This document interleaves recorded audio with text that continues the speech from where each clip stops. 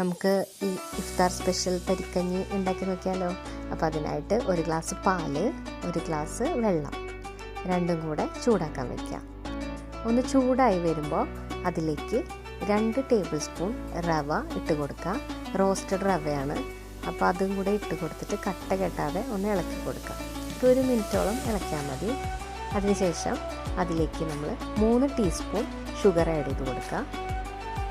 നന്നായിട്ട് ഇളക്കി കൊടുക്കുക. ഷുഗറൊക്കെ മെൽറ്റായതിന് ശേഷം 1/2 ടീസ്പൂണോളം ഏലക്ക പൊടിച്ചതും കൂടെ ചേർത്ത് കൊടുക്കുക. പിന്നെ നമ്മുടെ മധുരം ബാലൻസ് ചെയ്യാൻ വേണ്ടിയിട്ട് 1 നുള്ളു ഉപ്പും കൂടെ ചേർക്കുക. എന്നിട്ട് നമുക്ക് തീ ഓഫാക്കാം കേട്ടോ. പിന്നെ കുറച്ച് നെയ്യ് എടുത്തിട്ട് നെയ്യിലേക്ക് കുറച്ച് ചെറിയ ഉള്ളി ഇതുപോലെ ചെറുതാക്കി അരിഞ്ഞ് ഇട്ടിട്ട് അത് നന്നായിട്ട് ബ്രൗൺ കളറാകുമ്പോൾ കാഷ്യൂ നട്ട്സും കിസ്മിസും കൂടെ ആഡ് ചെയ്ത് കൊടുക്കുക. നമ്മൾ നേരത്തെ തയ്യാറാക്കിയ റവയിലേക്ക് ഇട്ട് കൊടുക്കുക.